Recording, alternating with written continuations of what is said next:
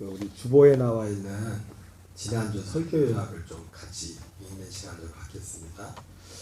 저희가 왜 이걸 들으냐면 우리가 이제 매주일 마지막 한 주는 오후 예배가 없잖아요. 그래서 우리가 지금까지 속회는 뭐 하지 않았지만은 연합 속회식으로 잠깐 한 주라도 좀 모였으면 좋겠어요. 매주에 한 번씩 이제. 그래서 모였을 때 다른 거 하지 마시고 여기 나와 있는 이 내용을 가지고 요지는 그겁니다. 요지는 뭐냐면은 제가 강단에서 전하는 그 말씀과 여러분들도 같은 목소리를 내는 같은 목소리 모임을 그래서 뭐 다른 거 가지고 하지 마시고 모르겠어요. 앞으로 우리가 지금 속회를 하진 않지만은 뭐 매주 모이지 않더라도 모임 할 분들 많지 않지만 주일날 그 마지막 주에라도 잠깐 모여서 좀 했으면 좋겠고 모일 때 다른 거 하는 거 아니라 여기 주보에 나와 있는 내용을 가지고 좀 했으면 좋겠어요. 그래서 오늘 그런 의미에서 오늘 연합속회라고 생각하고 오늘 한번 제가 읽으면서 지난주 설교 제목 지난주 어린아이들에게 나타내신 것 그리고 여러분 주보를 이거를 이거 막 적고 그러지 마세요. 이거 전도지로 써요. 이거 막 이렇게 적어놓고 막 이러는데 됐으면 그냥 이 상태로 그냥 유지해 주셔요. 그냥 이 상태로.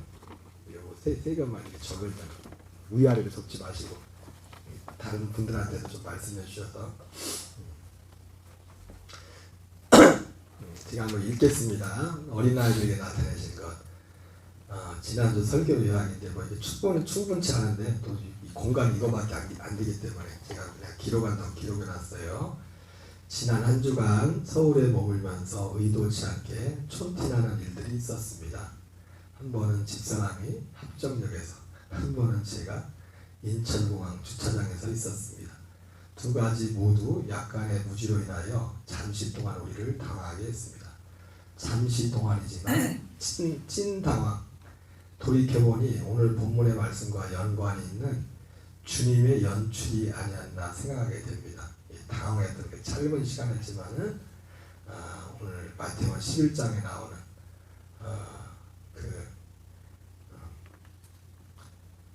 오늘 설교 제목과 같이 하나님 아버지께서 어린 아이들에게 나타내신 것을 알지 못하면 서울에서 경험했던 당황스러운 상황과는 비교가 되지 않는 엄청난 비극을 맞이할 수 있기 때문입니다. 여러분 그렇습니다.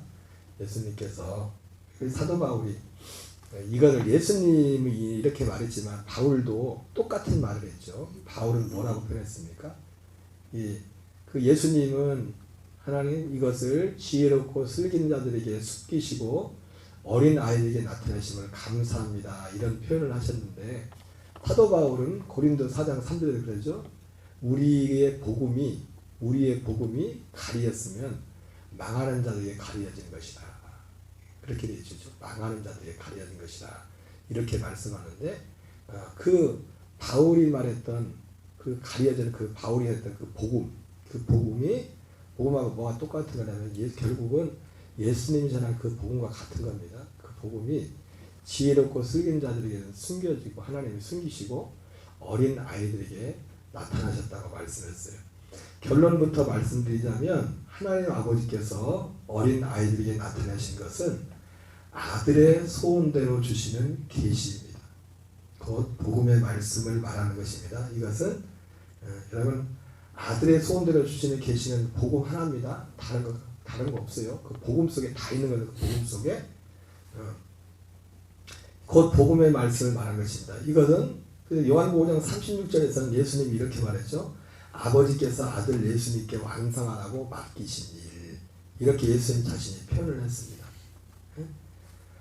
완성하신 그리고 이것은 예수님께서 요한복음 5장 36절에서는 그 어린아이에게 나타나신 것을 그 예수님이 뭐라고 표현하면 아버지께서 자기에게 완성하라고 맡기신 일이라고 했습니다.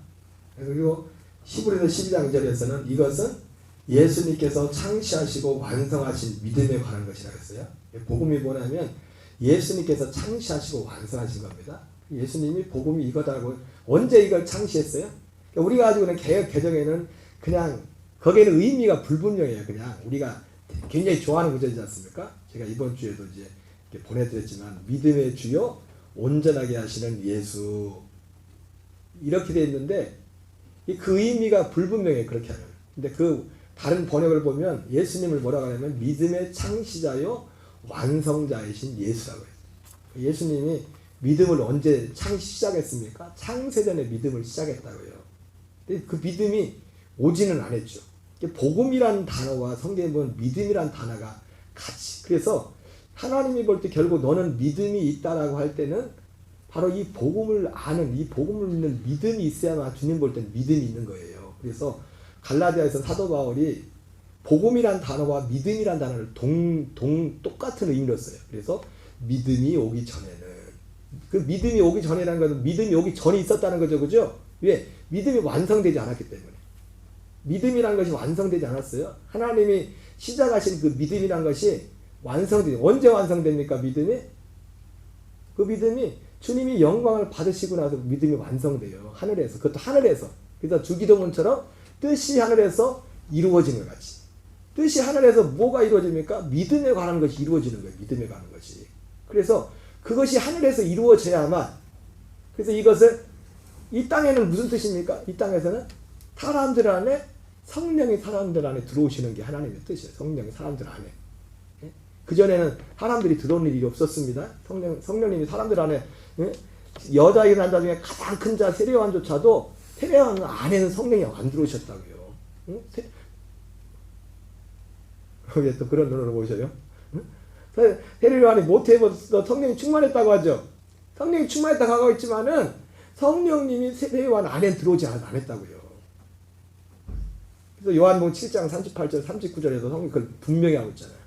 예수께서 아직 영광을 받지 않으셨으므로 성령이 사람들 안에 아무도 계시지 않다. 성령님이, 하나님이 예수님이 창시하시고 완성하시는 믿음은 우리에게 무슨 일이 이루어지냐면 약속의 성령이 우리 안에 오시는 겁니다. 근데 오순절 이전에는 아무리 믿음이죠. 세례요한 같이 여자이고 남자 중에 가장 큰 자가 세례요한인데도 그 세례요한 안에도 성령이 오시지 않았어요. 그 안에 세례요한 밖에서 역사하신 거죠. 밖에서. 여러분 보세요. 제자들도 그 예수님하고 3년 동안 있을 때 하나님의 능력으로 귀신도 쫓고 병든 자도 고쳤잖아요. 제자들도. 그게 성령의 능력이죠. 그죠? 그러나 제자들 안에도 성령은 오시지 않았어요. 그래서 요한 웨슬리 목사님이 이걸 뭐라고 표현하냐면 믿음으로 말미암은 구원에서 엄밀한 의미에서 제자들이 가지고 있던 믿음도 구원받는 믿음이 아니다. 그랬어요. 구원받는 믿음은 결국 뭡니까? 이 복음을 믿는 믿음이에요. 복음. 이 복음이 이루어져야 돼요. 예수님의 십자가의 죽으심과 부활과 승천과 그리고 어디까지? 영광 받으세요.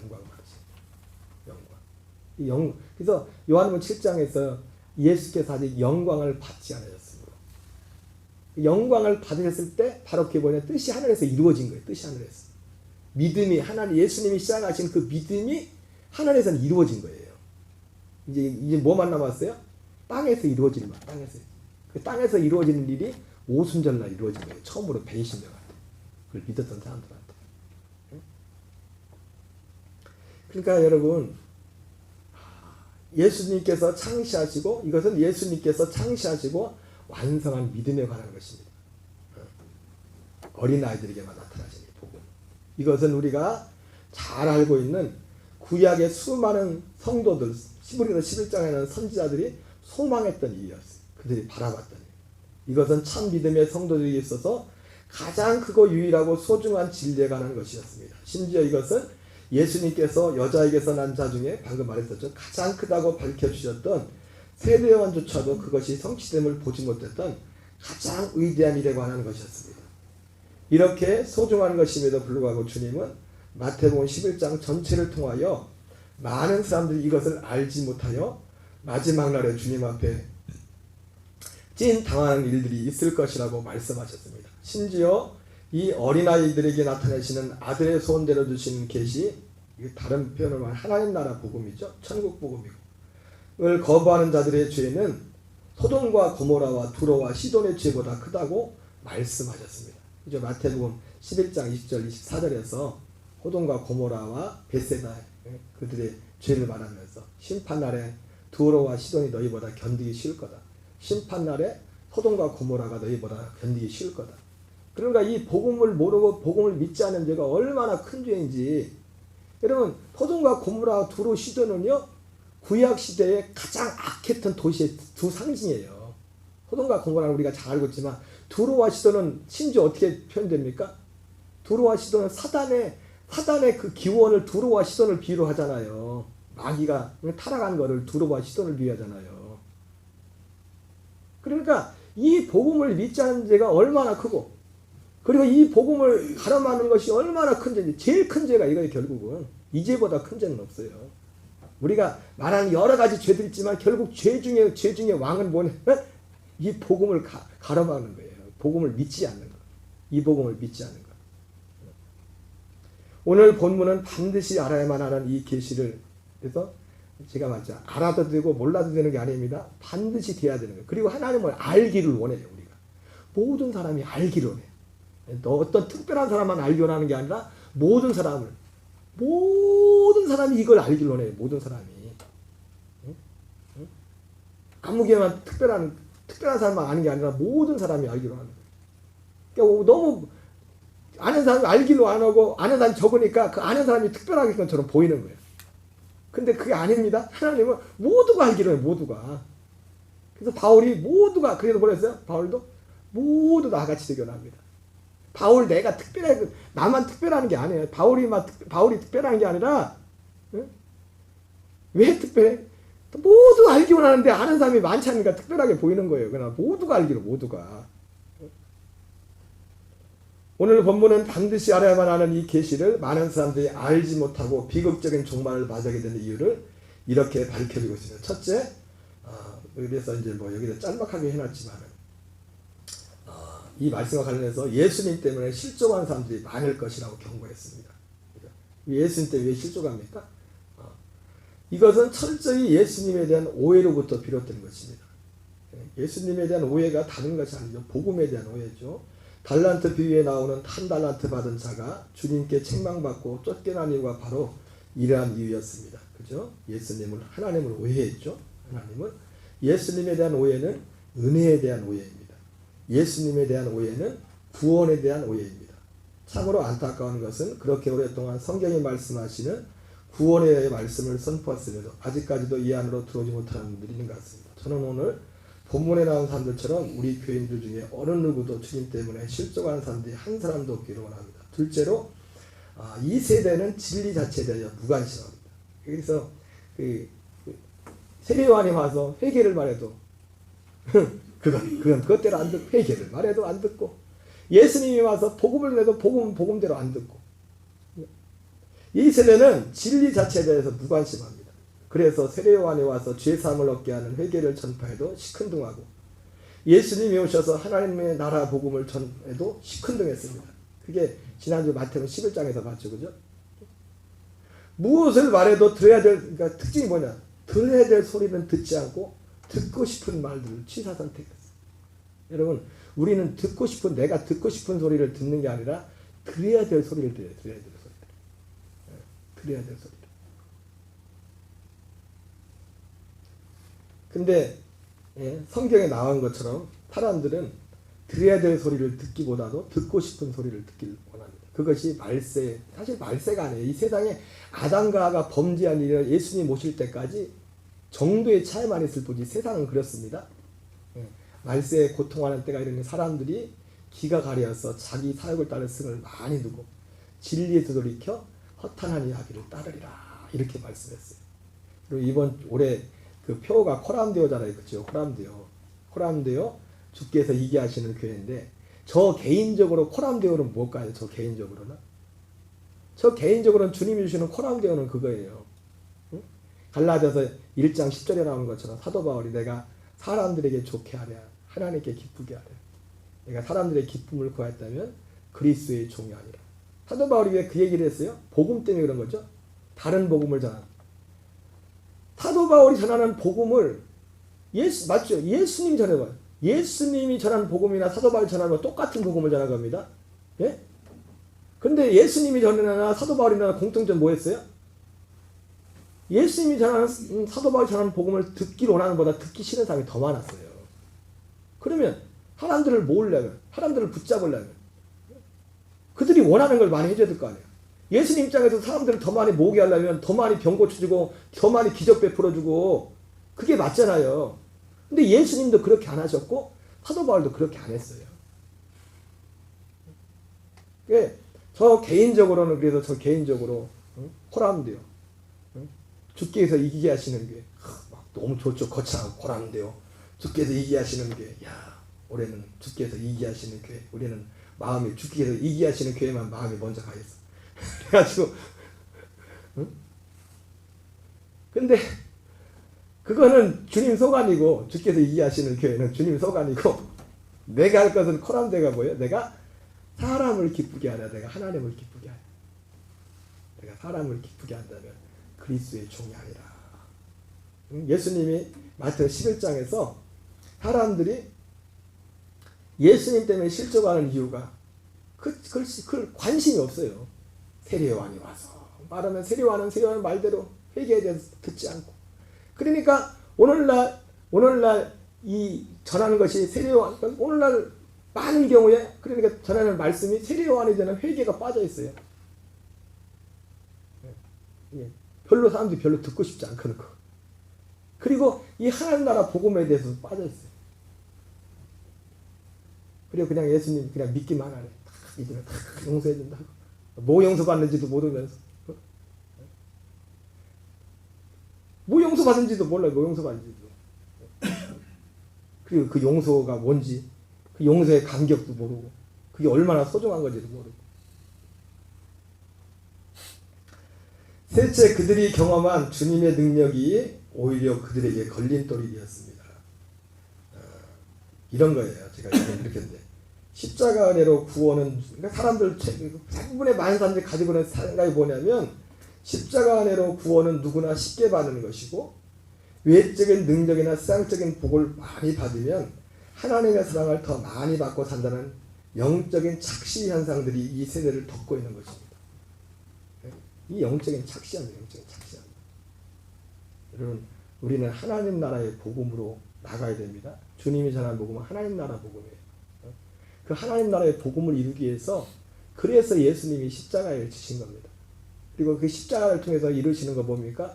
십자가로 몸으로써 예수님이 우리의 그 하나님 나라 복음을 이루기 위해서 몸으로 하는 게 뭐예요? 우리 옛사람을 죽이는 거예요.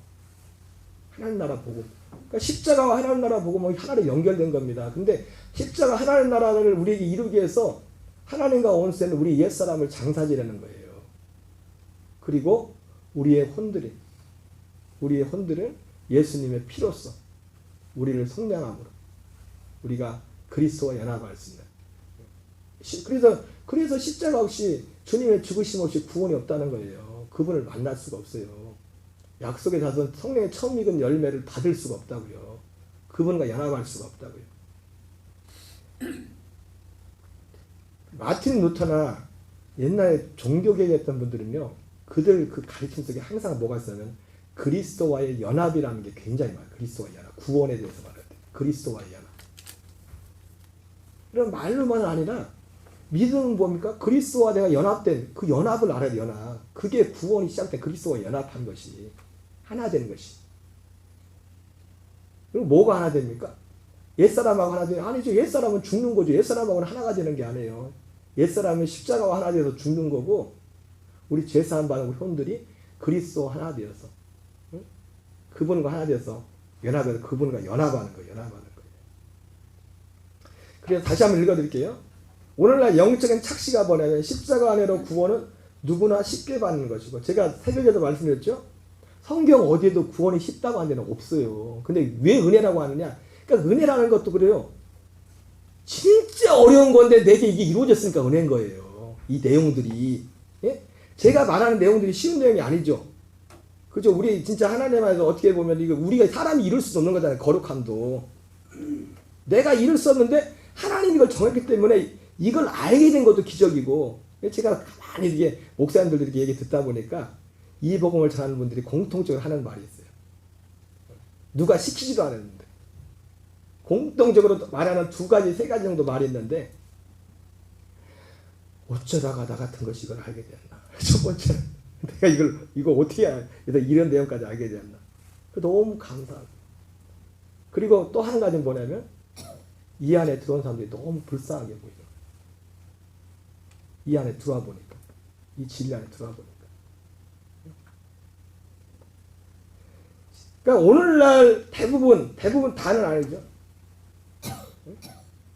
그나마 마음에 정말 진실이 되는 것들은 이 하나님 나라를 복음에 대해 잘 몰라도 그러니까 어떤 때 헷갈릴 때가 있어요. 그분들이 반 협박하듯이 그렇게 살고 천국 가겠냐고 막 회개를 외치고 어떤 분들 이제 그분들 속에도 뭔가가 이건 아닌 것 같은 게 있는 거예요. 이건 아닌 것 같은 게 십자가로 구원을 말하면서도 그러면서 그렇게 말해놓고도 또 전할 때는 그렇게 해가지고 천국 가겠냐고 회개하라고 막 그러고 뭔가 앞뒤가 안 맞잖아요. 앞뒤가 뭔가 십자가 안에로 구원은 누구나 쉽게 받는 것이고 외적인 능력이나 세상적인 복을 많이 받으면 하나님의 사랑을 더 많이 받고 산다는 영적인 착시 현상들이 이 세대를 돕고 있어요. 이게 무슨 말씀인지 여러분 이해되세요?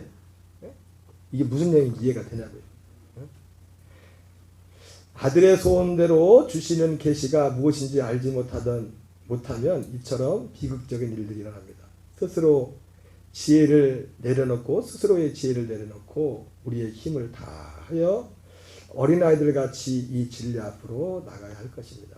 지난주 설교를 요약해 놓은 건데 어쨌든 여러분들 기회가 되면 이제 다음부터는 마지막 한 주 쉬는 주간이라도 짧게라도 이제 연합 속회식으로 이렇게 같이 모여서 이제 기도하고 할 텐데 제가 오늘 이걸 한 건 아까도 말씀드렸지만 부족하지만 제가 강단에 전하는 말씀과 여러분들이 어떤 모임을 하는데 그 모임들 가운데 같은 목소리, 같은 소리가 흘러나가야 됩니다.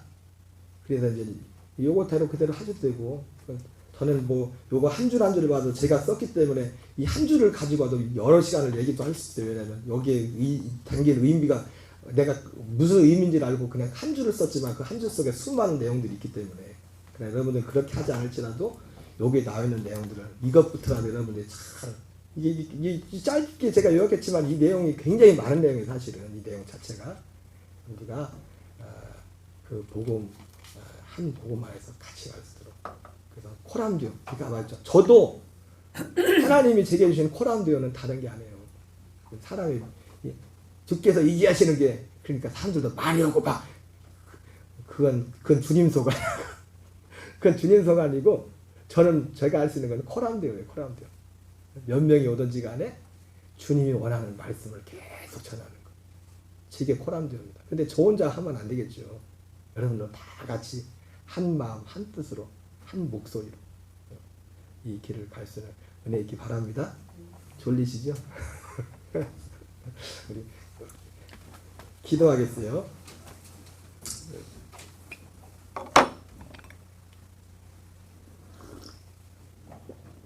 시간 기도할 때 올 한해 표가 주께서 코람디오 주께서 얘기하시는 교회인데 제가 말씀드린 것처럼 저를 포함해서 우리 교회 진짜 코람디오의 그 가장 큰 의미는 하나님의 이 복음을 우리가 변함없이 사람을 기쁘시게 하려 내가 하나님을 기쁘시게 하려 이 자리를 놓치지 않고 우리가 같은 마음으로 함께 가는 것이 하나님이 원하시는 제1번의 코람디오인 줄 믿습니다. 이를 위해서 기도하시고 예배에 나오지 못한 교우들 특별히 뭐 우리 교회 등록하지 않으셨지만은 우리 최건상인 가정도 4월 22일까지 아마 서울에 머무를 것 같은데 어쨌든 저희 교회 나오는 분들에게 저는 요는 그겁니다. 사람이 많이 모이는 것도 중요해요. 결국은 저희 교회 오시는 분들이 하나님도 마찬가지죠. 이 복음 앞에 다 들어오는 거예요. 이 진리 앞에.